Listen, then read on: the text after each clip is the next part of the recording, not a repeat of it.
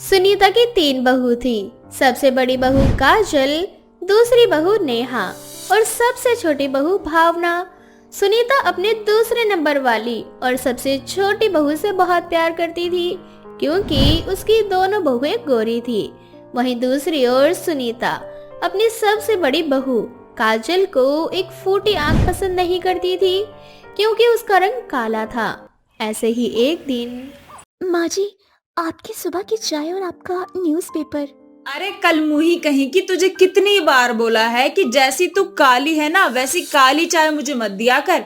ये चाय ले और जाकर मेरे लिए दूसरी चाय बना कर ला। अरे माँ जी, ये जैसे काली है वैसे हर चीज भी तो काला ही बनाएगी ना। आखिर इसे काला रंग इतना पसंद जो है, और पसंद क्यों ना हो क्योंकि ये खुद भी तो काली है। ये बात तो आपने बिल्कुल सही कही दीदी। अब इनका रंग हमारी तरह गोरा तो है नहीं जो ये माँ जी के लिए गोरी चाय बनाकर लाए। अरे ओ मेरी प्यारी काली दीदी, तुम रहने दो। आज हम माँ जी के लिए चाय बना देते हैं। क्या पता हमारे हाथ की चाय देखकर तुम्हें पता चल जाए कि माँ जी को तुम्हारे हाथ की काली चाय बिल्कुल भी पसंद नहीं है। इस तरह से नेहा और भावना किचन में जाकर चाय बनाने के बहाने आपस में अपनी सास की बुराइयां करती है। भावना, मुझे तो समझ में नहीं आ रहा कि इस बुढ़िया से पीछा कैसे छुड़ाऊं। देख रही है ना तू, कुछ दिनों से कैसे ये बुढ़िया हर समय बीमार रहती है। अरे मेरे बस की नहीं है इसकी बार बार सेवा करना। मैं तो सोच रही हूँ कि इस बुढ़िया को इस काली के हाथ छोड़कर हम खुद कहीं और चले जाते हैं। आपने तो मेरे मुंह के बात छीन ली नेहा दीदी। पर मैं आपको क्या ही बताऊं, सागर जी ने जो जमीन देखी वो काफी महंगी है। और हाँ, उस घर में जेठ जी, आप, मैं और सागर जी आराम से रह सकते हैं। पर उसके लिए तो काफी पैसे लगेंगे और हमारे पास इतने पैसे नहीं हैं। अरे भावना, मैं हूँ ना, हम दोनों मिलकर पैसे का कोई ना कोई जुगाड़ कर लेंगे। तो बस देवर जी से इतना बोल दे कि कोई बढ़िया सा घर देख लें ताकि जल्द से जल्द हम इस दुनिया से निकलकर कहीं अलग हो जाएं। क्योंकि इस काली का मुंह देख देख के ना मुझे डर लगने लगता है, कहीं मैं भी काली ना हो जाऊं। अच्छा दीदी, चाय बन चुकी है, अब लेकर उस बुढ़िया के पास चलो। कहीं ऐसा ना हो कि हमें ढूंढते हुए वो बुढ़िया यहीं आ जाए। अब ऐसे ही कुछ दिन बीत जाते हैं और समय के साथ सुनीता अपनी दोनों गोरी बहुओं पर प्यार लुटाते तो वही अपनी बहू काजल को हमेशा भला बुरा सुनाती। ऐसे ही एक दिन सुनीता अपनी दोनों बहुओं के लिए काफी महंगी साड़ियाँ लेकर आती है। माँ जी, ये साड़ी तो सच में बहुत सुंदर है। माँ जी, वैसे ये साड़ी कितने की है? काफी महंगी लग रही है। अरे मेरी प्यारी दोनों बहुएं, तुम आम खाने से मतलब रखो ना, गुटलियां क्यों गिनती हो?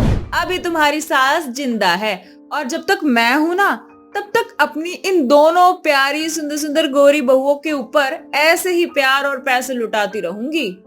माँ जी, मेरे पास भी साड़ी नहीं है, क्या आप मेरे लिए कोई सस्ती सी भी साड़ी नहीं लाई?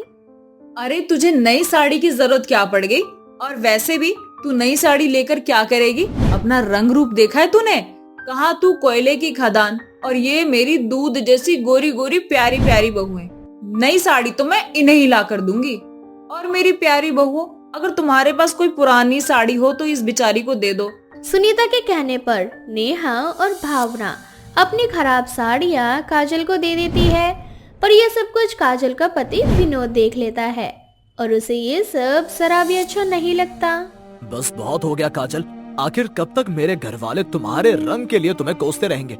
इन लोगों ने तुम्हें नौकरानी बनाकर रखा है ना ही तुम्हें सही से खाने को देते हैं और ना ही पहनने को। अब मुझसे बर्दाश्त नहीं हो रहा। इस घर का खर्चा मैंने उठाया है और घर तुमने संभाला है, पर फिर भी हमारी कदर नहीं है, इसलिए हम इस घर में अब नहीं रहेंगे। विनोद जी, आप कैसी बातें कर रहे? मेरा ससुराल है ये और आपका घर, और हम माँ जी को छोड़कर कहाँ जाएंगे? आखिर हमारे अलावा उनका है ही कौन? भूल जाइए सारी बात, मैं खुश हूँ। काजल के समझाने पर विनोद शांत हो जाता है। अब ऐसे ही कुछ दिन बीत जाते हैं और एक दिन सुनीता की दोनों प्यारी बहू उससे कुछ पैसे मांगने के लिए आती है। अब जैसे ही सुनीता अपनी तिजोरी खोलती है तो उसकी आंखें फटी की फटी रह जाती है। हे भगवान, मेरी तिजोरी कौन साफ कर गया रे? अरे कल रात को ही पैसे से लपालप भरी हुई थी मेरी तिजोरी। अरे सुबह होते ही खाली कर दिया किसने? माँ जी, आपकी तिजोरी में मेरे और भावना के भी गहने रखे हुए थे, सिवाय जेठानी जी के। और हो ना हो तिजोरी के पैसे और गहने भी इन्होंने ही चुराए होंगे। नेहा, भावना, मेरे पास कोई गहने नहीं। आज तक माँ जी ने मुझे कुछ दिया ही नहीं जो मैं उन्हें तिजोरी में रखने के लिए देती। और भला मैं तिजोरी में से गहने और पैसे निकालूंगी? और भला मैं क्यों तिजोरी से गहने और पैसे निकालूंगी? तिजोरी की चाबी तो हर समय माँ जी के ही पास रहती है। अगर आप सबको ये लगता है कि काजल ने चोरी करी है तो हमारे कमरे की तलाशी ले लीजिए। अब सुनीता पूरे घर की तलाशी लेती है पर उसे गहने और पैसे कहीं नहीं मिलते। ये सदमा सुनीता को बर्दाश्त नहीं होता और उसे हार्ट अटैक आ जाता है। फिक्र मत कीजिए, छोटा सा हार्ट अटैक आया है, शायद इन्हें कोई गहरा सदमा लगा है।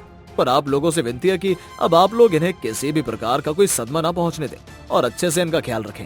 इतना बोलकर डॉक्टर्स वहाँ से चले जाते हैं और काजल अपनी सास का ख्याल रखने लगती है।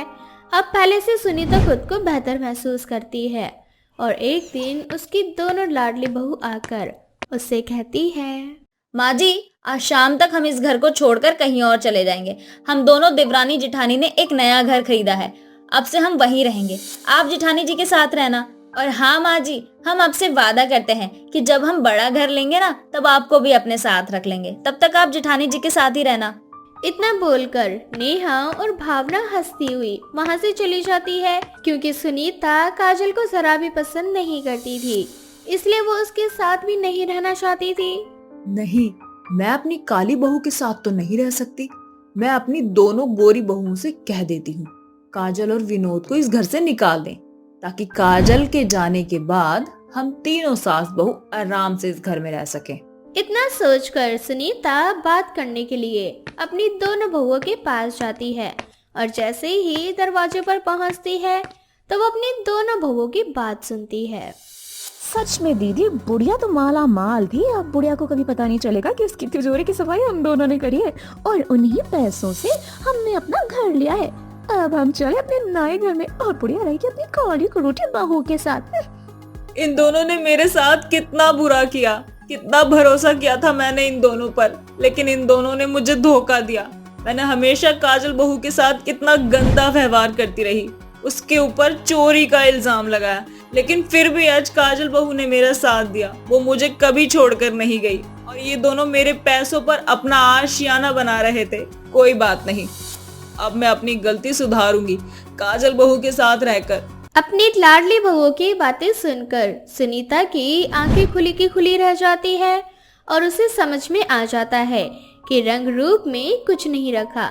इस तरह से उसकी दोनों लाडली बहू घर छोड़कर चली जाती है और फिर कभी वापस नहीं आती।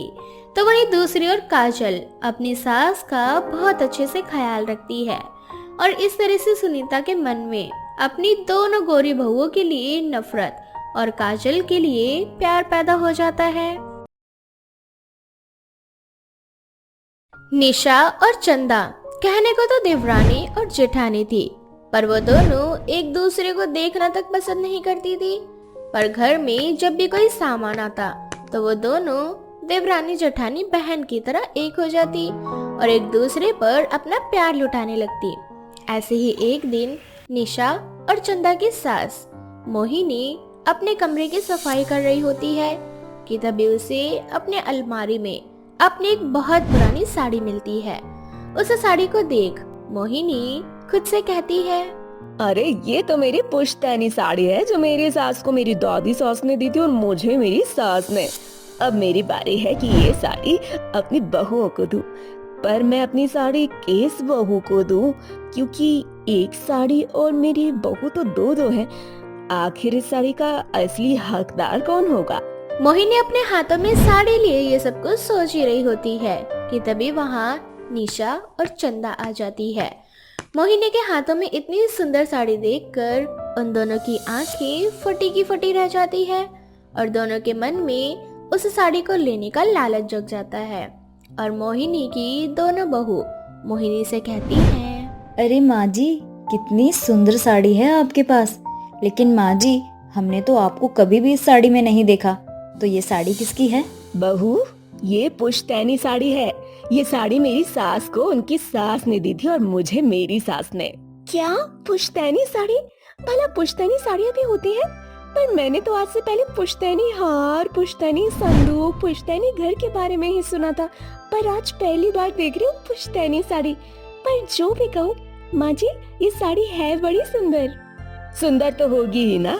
आखिर बहू ये साड़ी पुश्तैनी जो है तुम दोनों नहीं जानती, पर इस साड़ी पर जो काम हुआ है बड़ी बारीकी से किया गया है। इस साड़ी पर किया गया काम हाथों से है। और तो और इस साड़ी में जो ये तुम सफेद और पीले कलर की डिजाइन का धरिया देख रही हो ना, ये कोई साधारण लाइन नहीं है। इस साड़ी पर किया गया सारा काम सोने और चांदी का है। ये साड़ी अगर मार्केट में बेची जाए तो ये साड़ी लाखों की बिकेगी, लाखों की। अब जैसे ही निशा और चंदा को उस साड़ी के बारे में पता चलता है तो वो दोनों हैरान हो जाती है। दोनों को अपने अपने दिमाग में उस साड़ी को लेने का ख्याली पुलाव पकने लगता है। और निशा अपनी सास से कहती है, अच्छा माँ जी, अगर ये पुश्तैनी साड़ी है तो उस हिसाब से ये साड़ी आपकी बहू की होगी, यानी कि मेरी। ये क्या कह रही है दीदी आप? जैसे आप सासू माँ की बहू है वैसे ही मैं भी तो माँ जी की छोटी और प्यारी बहू हूँ। जितना हक आपका इस साड़ी पर हुआ है उतना ही हक मेरा भी तो है। क्यों माँ जी, सही कहा ना मैंने? इस तरह से मोहिनी की दोनों बहुओं के बीच इस साड़ी को लेकर बहस छिड़ जाती है। उन दोनों के बीच की बहस को देखकर मोहिनी का सर दर्द करने लगता है और मोहिनी अपनी दोनों बहुओं से कहती है, अभी मैं मरी नहीं हूँ और जब तक मैं जिंदा हूँ ये साड़ी तुम दोनों में से किसी की नहीं, समझी? तुम दोनों जाओ अब यहाँ से और जाकर अपना काम करो। ठीक है माँ जी। अब मोहिनी की दोनों बहू वहाँ से जाने लगती है और तभी चंदा के दिमाग में एक बात आती है और चंदा अपनी सास से कहती है, माँ जी अगर आप बुरा ना माने तो क्या मैं आपसे पूछ सकती हूँ कि घर में कभी कोई फंक्शन होता है या हम दोनों को कहीं जाना पड़ सकता है और हमारे पास साड़ी नहीं रही तो हम आपसे आपकी पुश्तैनी साड़ी मांगे तो क्या आप कुछ देर के लिए वो साड़ी हमें दे सकती हैं? बहू 2 और साड़ी 1। हाँ, अब जैसी भी हो तो तुम दोनों मेरी ही बहू। उस हिसाब से तो तुम दोनों का हक है इस साड़ी पर। इसीलिए अब जब तुम दोनों को साड़ी पहननी होगी मैं बारी बारी से तुम दोनों को ये साड़ी दे दिया करूंगी अब, ठीक है? जी माँ जी। इतना बोलकर मोहिनी की दोनों बहू वहाँ से चली जाती है। अब ऐसे ही कुछ दिन बीत जाते हैं और एक दिन शोभा मोहिनी के पास जाकर मोहिनी से कहती है, माँ जी, आज मेरी फ्रेंड का बर्थडे है और उसने एक छोटी सी पार्टी रखी है। हम सभी दोस्त उसके घर जा रहे हैं। अगर आज आप वो पुश्तैनी साड़ी मुझे दे देती तो। ठीक है बहू, पहन ले। अब निशा अपनी सास की पुश्तैनी साड़ी पहनकर अपने दोस्त के घर जाती है और शाम को जब निशा घर वापस आती है और चंदा अपनी जेठानी को पुश्तैनी साड़ी में देखती है तो मन ही मन बोलती है, दीदी कितनी तेज है। अभी कुछ दिनों पहले उन्होंने माँ जी की साड़ी देखी और आज मौके पर चौका मार दिया। हमेशा ये हर चीज में मुझसे आके रहती हैं, पर मैं भी कोई कम थोड़ी ना हूँ। आज इन्होंने पुश्तैनी साड़ी पहनी है, कल मैं भी पहनूंगी। इस तरह से अगले दिन चंदा मोहिनी के पास जाती है और मोहिनी से कहती है, माँ जी आज मैं और रमन जी बाहर जा रहे हैं तो क्या मैं आपकी पुश्तैनी साड़ी पहन लूं? पहन ले, कल बड़ी बहू ने पहनी थी आज तू पहन ले। और मेरे लिए ठीक ही है, एक बार वो पहन लिया करेगी, एक बार तू पहन लिया करना। अब जा निशा बहू से पुश्तैनी साड़ी मांग ला। ओह, तो दीदी उस साड़ी को रखने की फिराक में है, तभी तो उन्होंने वो साड़ी अब तक माँ जी को नहीं दी। उन्होंने सोचा होगा कि क्यों ना साड़ी अपने पास रख लो, और माँ जी का क्या, वो तो मांगना भूल जाएंगी और फिर वो साड़ी उनकी हो जाएगी। पर दीदी भूल रही है कि इस घर में माँ जी की एक और बहू है। अब दीदी को साड़ी अपनी अलमीरा से निकालनी पड़ेगी। इतना बोलकर अब चंदा साड़ी ले लेती है और अपने पति के साथ रात पर डिनर पर जाती है। अब ऐसे ही कुछ दिन बीत जाते हैं और घर में मोहिनी एक पूजा रखवाती है जिसमें मोहिनी की दोनों बहू पुश्तैनी साड़ी को पहनने की सोचती है। और जब मोहिनी अपने कमरे में तैयार हो रही होती है तो मोहिनी की दोनों बहू आकर मोहिनी से कहती है, माँ जी आज पूजा में आपकी पुश्तैनी साड़ी पहनूंगी। आखिर ये पूजा अपने घर की सुख शांति के लिए आप करवा रही हैं और मैं इस घर की बहू हूँ। अच्छा, अगर तू इस घर की बहू है तो मैं इस घर की दुश्मन हूँ क्या?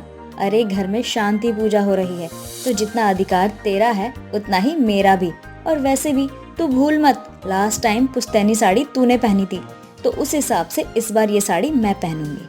दीदी आप मत भूलिए कि वो साड़ी मेरे पास रखी है। मैं बस यहाँ माँ जी से उनकी आज्ञा लेने आई थी। माँ जी, आप चंदा से कह दीजिए कि चुपचाप से वो साड़ी मुझे दे दे। इस बार उस साड़ी को पहनने की बारी मेरी है। मैंने कह दिया ना कि आज की पूजा में माँ जी की पुश्तैनी साड़ी मैं पहनूंगी। आखिर मैं भी देखती हूँ कि तू वो साड़ी कैसे पहनती है। इतना बोलकर निशा चंदा के कमरे में चली जाती है और उसके कमरे से साड़ी निकाल लेती है।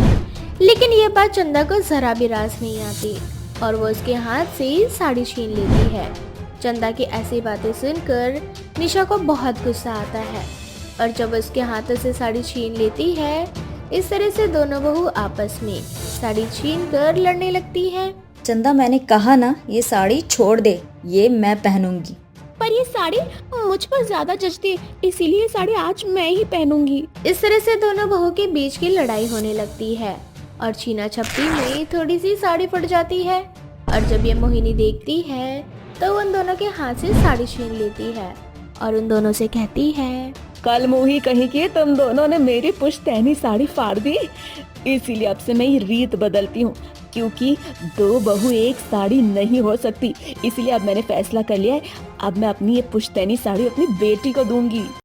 और इस तरह से शाम को जब पूजा होती है तब मोहिनी अपनी पुश्तैनी साड़ी अपनी बेटी को दे देती है और मोहिनी की बेटी साड़ी में रफू कराकर उसे संभाल कर रख लेती है। इस तरह से दो बहू की एक साड़ी, जिसके लिए हमेशा लड़ाइयाँ होती थी, वो लड़ाई के बीच ही खत्म हो जाती है। सब्जी बेचने वाली चुड़ैल।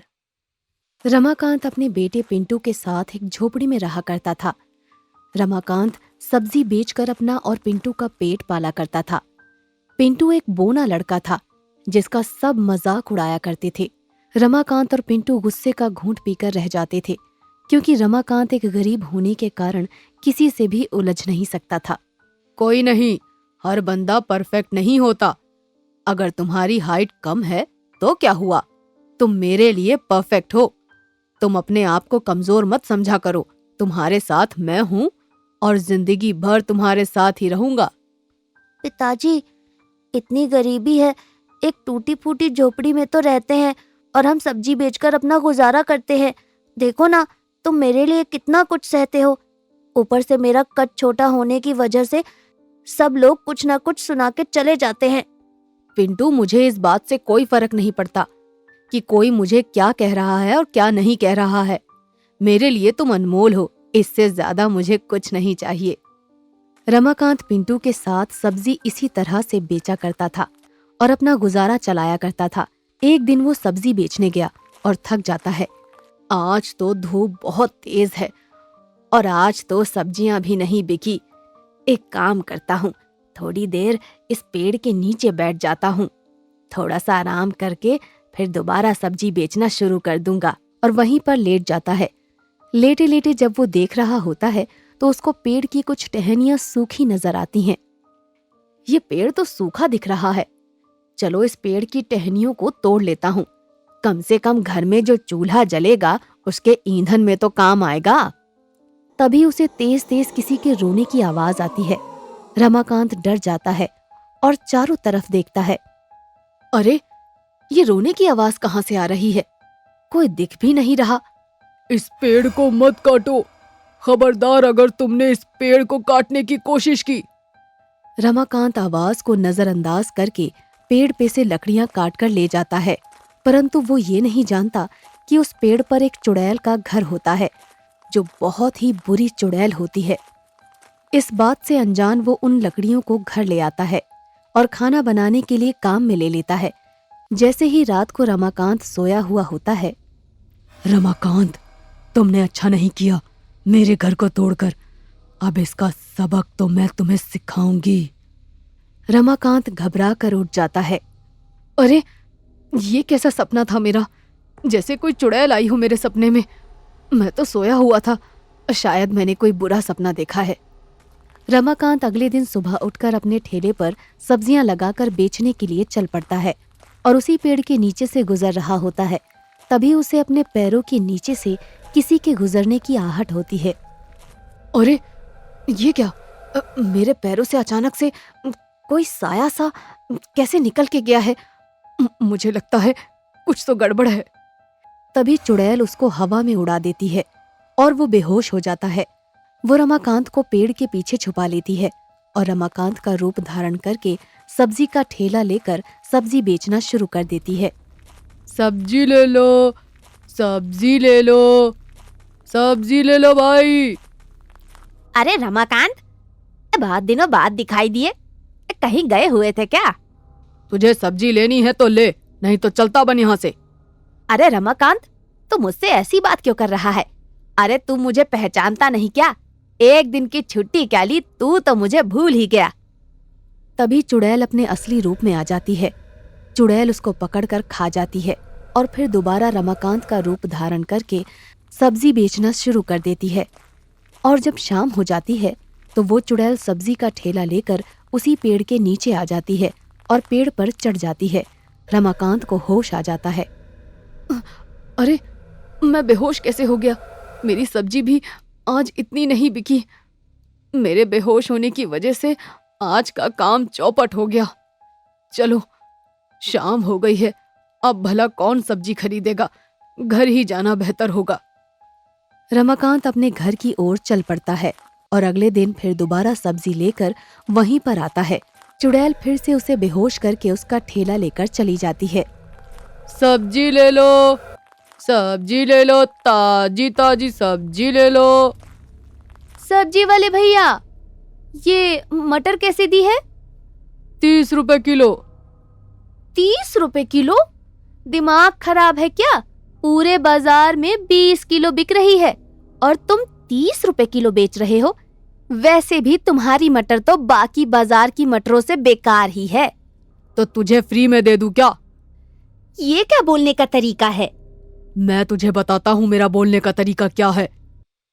रमाकांत चुड़ैल के रूप में आ जाती है और तुरंत उसको खा जाती है। और ये सब अपने पापा से मिलने आया पिंटू देख रहा होता है। वो डर जाता है और अपने घर में घुसकर सहम कर बैठ जाता है। तभी उस औरत का आदमी उसे ढूंढता हुआ आता है और उसके कपड़े सब्जी वाले की रेडी के पास पड़े हुए देखकर वो दंग रह जाता है, जो खून में सने हुए होते हैं। अरे ये तो मेरी पत्नी के कपड़े हैं। यहाँ पर सब्जी लेने आई थी। ये सब्जी तो रमाकांत लगाता है ना, यानी उसने मेरी बीवी की हत्या कर दी। आदमी भागा भागा सरपंच के पास जाता है और कुछ आदमियों को लेकर रमाकांत के घर पहुंच जाता है और रमाकांत को बाहर आने के लिए कहते हैं। रमाकांत बाहर आओ, तुमने हत्या की है, तुम्हें इसका दंड भुगतना पड़ेगा, निकलो घर से बाहर। रमाकांत अपने बेटे पिंटू के साथ बाहर आता है और पिंटू सभी को सारी सच्चाई बताता है। सभी लोग सच्चाई सुनकर दंग रह जाते हैं और उस चुड़ैल को मारने के लिए सोचते हैं। गांव के पंडित को लेकर उस पेड़ के पास चलना चाहिए, वही इसका उपाय कर सकते हैं। सभी हाँ में हाँ मिलाकर गांव के पंडित को लेकर उस पेड़ के पास पहुंचते हैं। पंडित जल को अभिमंत्रित करके उस पेड़ पर डाल देता है तो चुड़ैल चिल्लाते हुए नीचे आती है। क्या चाहते हो? क्या चाहते हो मुझसे? कौन हो तुम लोग? क्या चाहते हो? हम तुझसे मुक्ति चाहते हैं।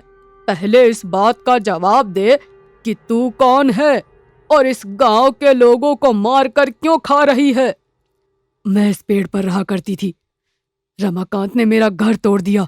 गुस्से में आकर लोगों को खाना शुरू कर दिया मैंने, जिससे रमाकांत की बदनामी हो और तुम सब उसको सजा दो और उसको घर से निकाल दो।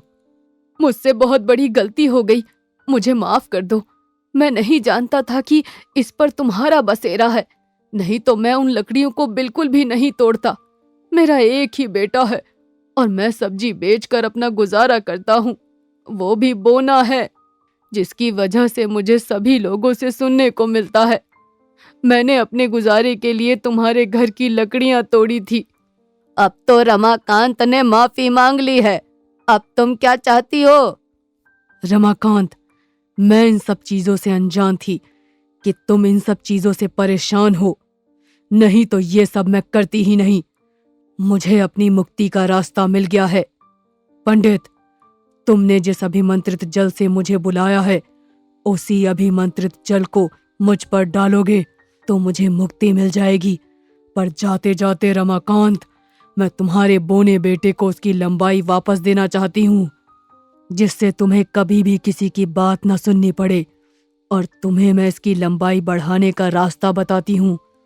तुम मेरे घर की लकड़ियों को घिसकर इस बच्चे को पिलाओगे तो तुम्हारे बच्चे की लंबाई बढ़ने लगेगी। रमाकांत ऐसा ही करता है और पिंटू की लंबाई बढ़ जाती है। पंडित जल को चुड़ैल पर डालता है और चुड़ैल वहां से गायब हो जाती है। अब सभी गांव वाले हंसी खुशी उस गांव में रहने लगते हैं। सभी पिंटू की बहुत तारीफ करते हैं क्योंकि उसके साहस और सूझबूझ की वजह से गांव वालों को एक चुड़ैल से मुक्ति मिली।